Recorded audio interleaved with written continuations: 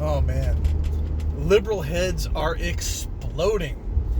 Rush Limbaugh put out a statement earlier today that President Trump does not need to hold hearings for his nomination, for his Supreme Court nomination. And technically, that is absolutely correct. He doesn't have to have any hearings. He can make his nomination and they can vote on it. Liberal heads are exploding over this. And it's kind of funny that they want the names so that they can dredge up dirt, spend all this time going over basically just mind raping whoever the nominee is, throwing so much dirt and slander and questions on this person, fabricating lies, doing everything that they can do to make that nominee look as bad as possible. Not for the sake of justice or finding the right justice, because that's out the window. That went out a long time ago. But finding somebody that they can score political points on. This is what it's all about. Because if it wasn't about politics, it wouldn't be a requirement that he put on himself, Trump put on himself, that this nomination will be a woman. Just like Biden, my vice president, will be a minority woman.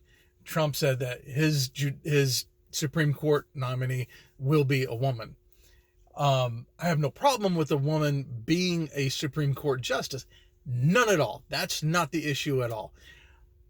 My concern, though, is that you're not finding the right person for the job.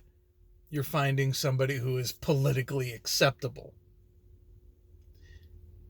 which may or may not mean that you are kind of giving up on some qualities that we need as a judge to get qualities that we don't need as a judge, but just to be politically appetizing for the grand majority of the unwashed masses who only look at things based on race, sex, sexual preferences of whether or not you like avocados on your taco, whatever the preferences may be, whatever that political segment may be. You're not finding the right person for the job. You're finding the most appetizing person for the masses to devour. That's what it's about. And anyway, liberal heads are exploding. So Trump has put out some names and some possibilities. Those names have been leaked and people are scrambling to find dirt on as many people as on all of these people, all these potential choices, all these potential nominees. Who's going to be the potential. When Joe Biden was asked about who his nominees would be, he says he's not going to release those names. That is very interesting. Before the election, he's not going to release any potential names. He's keeping those a secret. Why? Does he have people in mind? Well, I don't think he has a mind, but his handlers probably don't have anybody specific in mind. And if they do, they're not letting us know for the same reason that Congress wants these hearings and these hearings to be as long as possible, to burn up as much time as possible so that they can Brett Kavanaugh whoever this poor woman is that finally gets selected. Do you know what would be hilarious? At the very, very last second, to make those liberal heads explode completely. We're talking like that 80s movie Scanners, just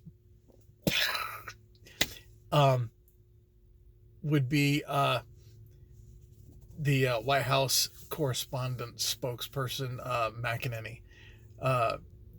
If she was like the last second nominee, and it's going to be her. Oh my gosh, that would be hilarious. I would love that. That would make my day. Because, well, she's a brilliant lawyer, and she'd probably do an absolute fantastic job. But the fact that the entire left, all the media, would just freaking go absolutely apoplectic would be entertainment enough to justify it. It would be a great day in America. Oh my goodness. It would be hilarious. Anyway, whoever the nominee actually is, I feel sorry for them because the scrutiny that they're going to be under is unfit for Congress to put anybody through. It's just not justified. And if Trump was to go ahead and just avoid the whole hearing process, that would be great. That would just be a blessing to whoever this poor person is. Because whoever this person is, the level of scrutiny that the left is going to put them through is going to be straight up inhumane.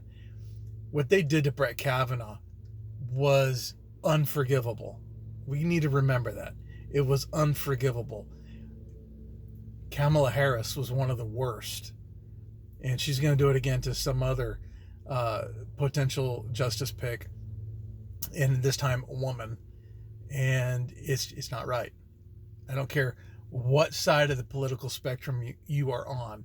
Deep down in your core, you know that that's not right to do to somebody. You need to look at their job, what they did at their job, and that's it. A justice is supposed to be impartial.